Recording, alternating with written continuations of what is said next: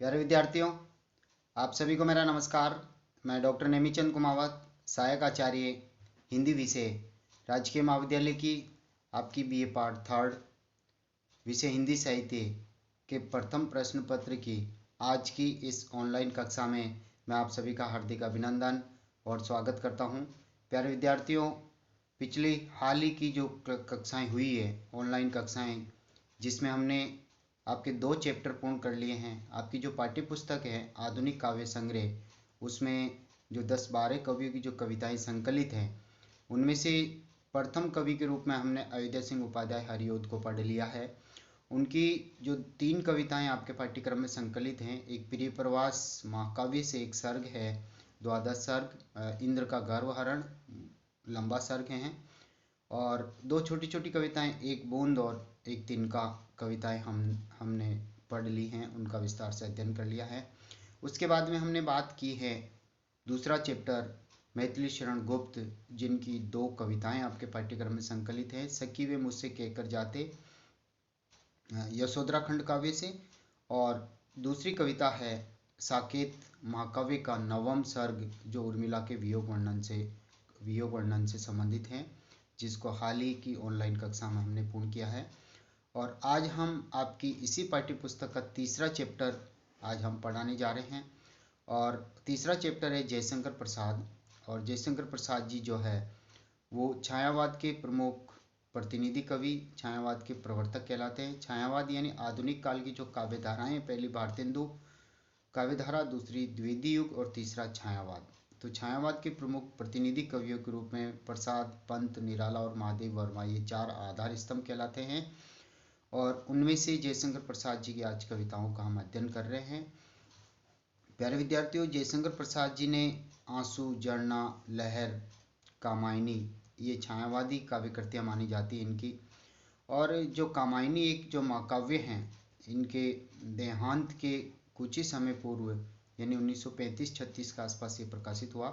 कुछ विद्वान 35 मानते हैं, कुछ 36 मानते हैं, यानी इनके कुछ अंश जो 1935 में प्रकाशित होने लग गए थे, और ये काव्य कृति 1936 में प्रकाशित होकर के पाठकों के सामने आती है। इस महाकाव्य में, कामायनी महाकाव्य में कुल 15 सर्ग हैं। पहला सर्ग जिस तरह से चिंता सर्ग से आरंभ होता है, और अंतिम सर्ग जो आनंद है, चिंता, आशा और श्रद्धा। और आपके पाठ्यक्रम में जो तीसरा सर्ग है वो श्रद्धा सर्ग यहाँ पर दिया गया है। और ये जो कामायनी है जिसका हम अध्ययन करेंगे, इसमें इस संसार में जल प्रलय एक बार हो जाती है। जल प्रलय के उपरांत सारा संसार का विनाश हो जाता है, सारे प्राणी मृत्यु को प्राप्त हो जाते हैं। एकमात्र वंशज मनु बचते हैं, और एकमात्र स्त्री के रूप में श्रद्धा बचती है। और इन दोनों के द्वारा पुनः मानवता के विकास की कहानी को सरसता के साथ और शिव दर्शन को चरितार्थ करते हुए ये कहानी इस महाकाव्य में चित्रित की है। तो आइए हम आरंभ करते हैं जयशंकर प्रसाद जी की जीवन परिचय से।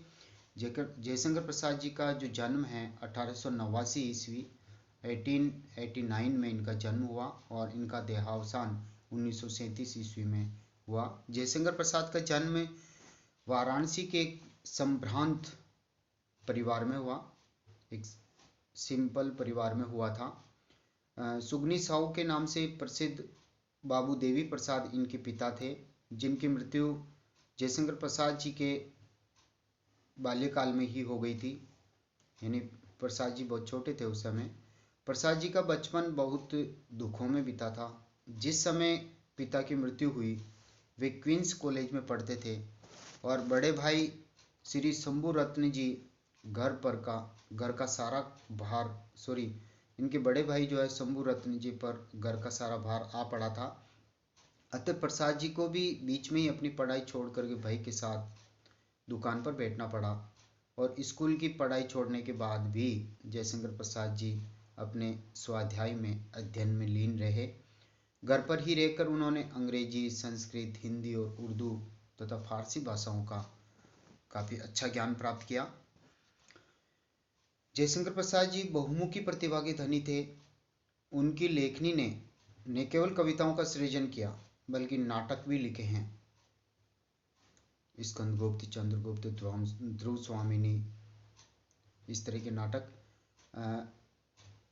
उपन्यासों का सृजन भी उन्होंने किया है, कहानियाँ उन्होंने लिखी है, निबंध उन्होंने लिखे हैं, यानी सभी विधाओं को उन्होंने समृद्ध किया। इंदु और जागरण जैसी साहित्यिक पत्रिकाओं से भी वे जुड़े रहे। प्रसाद जी ने जो प्रारंभिक जो रचनाएं लिखी थी वो ब्रजभाषा में लिखी, जैसे चित्राधार, उनका जो काव्य संग्रह है वो ब्रजभाषा में ही है। उसके बाद वे खड़ी बोली में कविताएं लिखने लगे थे। कानन कुसुम 1913 ईस्वी में प्रकाशित, करुणालय 1913 में, प्रेम पथिक 1913, महाराणा का महत्व 1914 ईस्वी, झरना 1918, आंसू 1925, लहर 1933 और कामायनी 1935 आदि उनकी प्रमुख काव्य कृतियां हैं। जयशंकर प्रसाद छायावाद के संस्थापक जयशंकर प्रसाद छायावाद के संस्थापक और उन्नायकों में से एक हैं, यानी छायावाद के प्रवर्तक हैं। वे मूलतः प्रेम और सौंदर्य के कवि हैं। प्रेम और सौंदर्य की भूमि पर ही उनका काव्य रचा गया है। झरना, आंसू और लहर के गीतों में प्रेम की ही प्रधानता है। उनके काव्य में विषय की नवीनता, भाव जगत का सूक्ष्म चित्रण, नवीन कल्पनाएं, मानवीय और प्राकृतिक सौंदर्य का अंकन, रहस्यात्मकता, लाक्षणिकता, वक्रता आदि सभी छायावादी विशेषताएं उनके काव्य में मिलती हैं। भारतीय इतिहास, दर्शन और संस्कृति से प्रसाद जी का गहरा अनुराग था। अपने समान धर्मा रोमांटिक कवियों में जयशंकर प्रसाद सबसे अधिक विचारशील और अंतर्मुखी प्रवृत्ति के थे। उनका संस्कृति संबंधी चिंतन अत्यंत प्रौढ़ कोटि का है।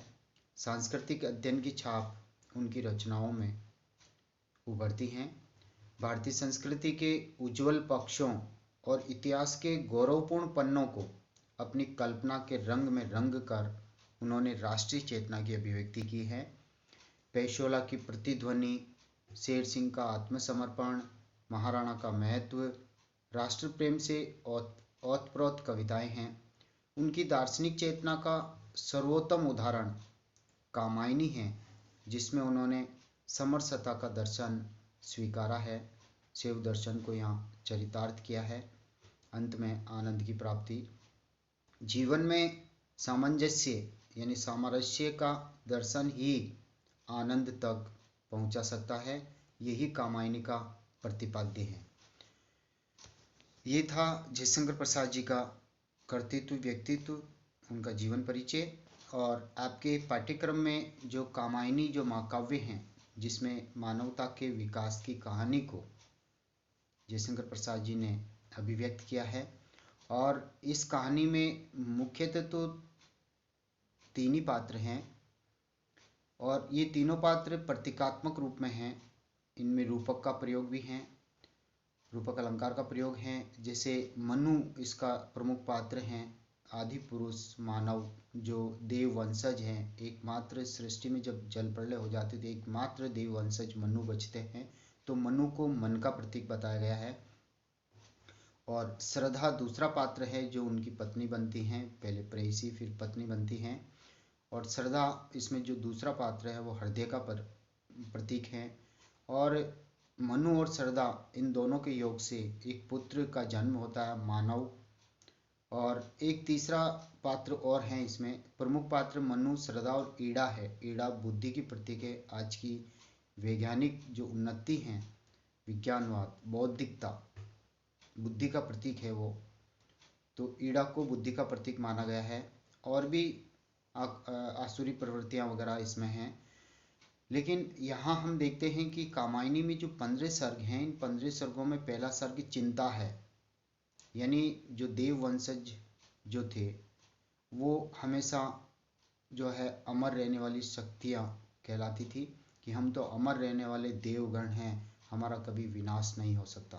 तो एक तरह से वो प्रकृति के प्रतिकूल होकर के भोग विलासों में लीन रहने वाले देव पुरुष कहलाए।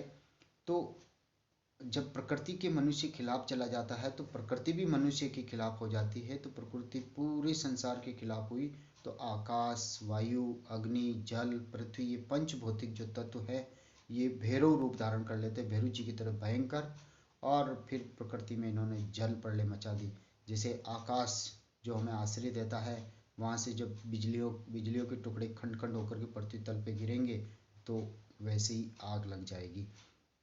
जल जो हमारी प्यास बुझाता है, जल ही जीवन है, हम ऐसा कहते हैं। लेकिन यही जल इंद्रदेव के रूप में भयंकर रूप से बारिश के रूप में बरसता है और चारों ओर पानी पानी हो जाता है, सागर का रूप ले लेता है, तो मनुष्य को डुबा डुबा करके मार डालता है। आकाश हो गया। इसी तरह से वायु जो हमारी प्राण वायु है, लेकिन यही वायु जब तेज आंधी तूफान का रूप ले लेती है तो प्रकृति के सारे भवन वगैरह सब ढह जाते हैं। भयंकर आंधी का रूप जब लेती है तो ये भी विनाश लीला रचाती है। तो आकाश, वायु, अग्नि, और अग्नि जो एक तरह से अग्नि ही जीवन का मूल अंश है, ऊष्मा है, और बिना ऊष्मा के मनुष्य नहीं रह सकता। यदि अग्नि नहीं हो तो मनुष्य भोजन नहीं पका सकता, कच्चा ही उसको खाना पड़ता है। और सर्दियों में आँच उसके लिए आवश्यक है, सूर्य की धूप उसके लिए आवश्यक है। तो ये अग्नि ही जब आकाश मार्ग से खंड खंड होकर के बिजलियों के रूप में गिरती है और उत्पात मचा देती है, तो आकाश, वायु, अग्नि, जल और पृथ्वी जिसके ऊपर हम रह रहे हैं, विश्राम कर रहे हैं, अपना जीवन यापन कर रहे हैं, और यही पृथ्वी जब तेज भूकंप के कारण यही इसमें दरारें पड़ के, और ये जब बड़ी बड़ी बड़ी दरारें हो जाती है, खाइए हो जाती है, तो मनुष्य इसमें गिर गिर के मर जाते हैं और ये पृथ्वी भी खिलाफ हो जाती है। तो यानी पांचों तत्व इन देव वंशज जाति के खिलाफ हो गए, देवताओं के खिलाफ हो गए, जो अमर रहने वाली शक्तियाँ थी, और भोग विलासों में लीन हो गए, सुगंधित पदार्थ आदि का ये उपयोग करने लगे। तो अचानक पूरे संसार में जल प्रलय होती है, सारा संसार जलमग्न हो जाता है और सारी सृष्टि का संहार हो जाता है। एकमात्र मनु अकेले बैठे हैं, वो अकेले बचते हैं, शेष बचते हैं जैसे तैसे, और हिमालय पर्वत की ऊंची चट्टान पर वो एक तरह से वहाँ बैठ जाते हैं, क्योंकि अकेले बच्चे, बाकी सभी जलमग्न हो गए इस सृष्टि में जल प्रलय के कारण। और वो मनु पहला जो सर्ग आता है उसमें वो चिंता मग्न स्थिति में होते हैं, चिंता लीन हो जाते हैं कि क्यों मैं अकेला बच्चा, सब मेरे सभी साथी संगी परिवार के लोग, समाज के लोग, देश के लोग, सभी का विनाश हो गया, मुझे क्यों बचाया गया। तो अत्यधिक चिंता मग्न रहते हैं और इस जल प्रलय को लेकर के, देव वंशज को लेकर के, उनका स्मरण कर करके, उनकी शक्तियों का स्मरण कर करके वो चिंता मग्न होते हैं कई दिनों तक। जैसे बादलों का जमघट रहता है और जल प्रलय होता रहता है, तो सूर्य, रात और दिन का ही पता नहीं चलता है। लेकिन जब स्थितियाँ अनुकूल होती है तो तब जाकर के सूर्योदय होता है, और सूर्योदय के बाद में उजाला, एक तरह से जीवन में कुछ जीने की आशा बंधती है, और प्रकृति में पुनः चहल पहल आती है, और जल का स्तर धीरे धीरे उतरता है, और पुनः प्रकृति मनु के लिए अनुकूल होती है जीवन जीने के लिए। तो चिंता के बाद में आशा सर्ग आता है कि जीवन जीने की कुछ तमन्ना बची, और अब वो जीवन जीना चाहता है। लेकिन फिर भी मनुष्य जब चिंताग्रस्त हो जाता है तो आगे की उम्मीदें वो छोड़ देता है। उसके बाद में श्रद्धा सर्ग, श्रद्धा जो हृदय का प्रतीक है, और ये श्रद्धा जो है इस सौंदर्य का एक तरह से हृदय का प्रतीक है, और इस श्रद्धा का आगमन होता है। ये एक तरह से अपना परिचय, इस श्रद्धा, इसी सर्ग में मनु और श्रद्धा दोनों एक दूसरे के परिचय देंगे, जिसमें ये सारा अपना वृत्तांत बताएगी कि मेरा हिमालय पर्वत की सौंदर्यता को देखने के लिए मैं कभी से जिज्ञासु बनी हुई हूँ, और मैं यहाँ पर आई, और यहाँ की सुंदरता को देखने के लिए मैं जब आई तो अचानक जल प्रलय हो गई, और मैं परिवार वालों से सबसे भटक गई, सबका सर्वनाश हो गया, सब मर गए, मैं अकेली बची हूँ। तो इस तरह से मनु का जो है चिंता के बाद में आशा सर्ग, और आशा के बाद में श्रद्धा का आगमन उसके जीवन में होता है। तो मनु का श्रद्धा से मिलन, और पुनः इस सृष्टि का सृजन, यानी मानवता के विकास की कहानी को जयशंकर प्रसाद जी ने इस महाकाव्य में बड़े ही मनोरम रूप में प्रस्तुत किया है। तो आइए हम आज आरंभ करते हैं इस श्रद्धा सर्ग को। और इस श्रद्धा सर्ग की देखिए पहली पंक्तियाँ, कौन तुम संस्कृति जल निधि तीर तरंगों से फेंकी मणि एक। अर्थात जब श्रद्धा हिमालय पर्वत की सौंदर्यता को देखते हुए जब आगे बढ़ती है तो उसका ऐसा कुछ आभास होता है कि जब आशा आशा सर्ग जो होता है, चिंता के बाद में आशा सर्ग, तो जब मनु जो है वो एक तरह से कुछ खाद्य पदार्थ उसको जैसा कच्चा वच्चा जैसे भी मिलता है वो खा लेता है और अपने इष्ट के लिए कुछ खाद्य सामग्री वो बाहर निकालता है, धूप पूजन आदि करके। तो उसकी सुगंध जो है चारों ओर के वातावरण में फैल जाती है और उसी का आभास पाकर के श्रद्धा वहाँ तक पहुँच जाती है जहाँ से सुगंधित धुआं उठा, यानी कहीं पकवान बना होगा या कोई न कोई श्रद्धा को ऐसा आभास हुआ कि मेरे जैसे ही कोई प्राणी और शेष बचा होगा। तो उसका आभास पा करके मनु जहाँ हिमालय पर्वत की चट्टान पर बैठा है वहाँ पर श्रद्धा वहाँ पहुँच जाती है और वो आते ही मनु को चिंतामग्न स्थिति में देखती है और वो आश्चर्यचकित हो जाती कि ये कौन यहाँ चट्टान पे बैठा है। तो वो आते ही पहला प्रश्न यही करती है कि कौन तुम, अर्थात तुम कौन हो।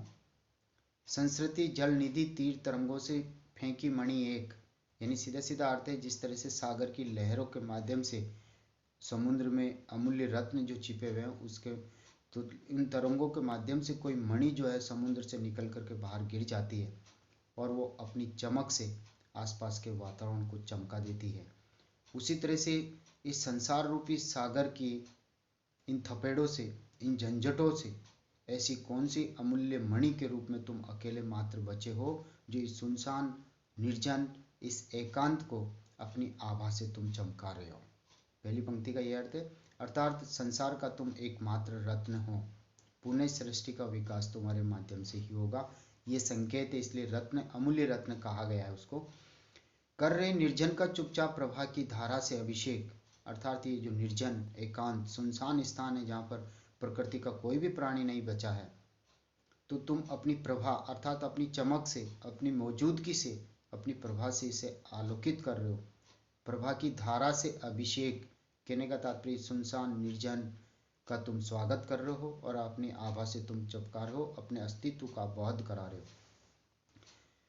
अगली पंक्ति, मधुर विश्रांत और एकांत जगत का सुलझा हुआ रहस्य, एक करुणामय सुंदर मौन और चंचल मन का आलस्य।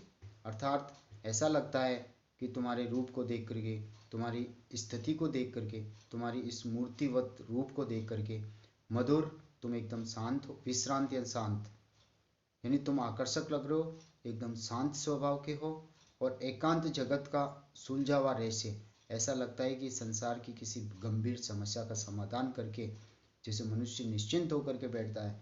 इसलिए हे तुम कौन हो, तुम भी किसी मतलब मान लीजिए कोई रहस्य आपने सुलझा लिया, उसका समाधान करके तुम भी निश्चिंत होकर के बैठे हो।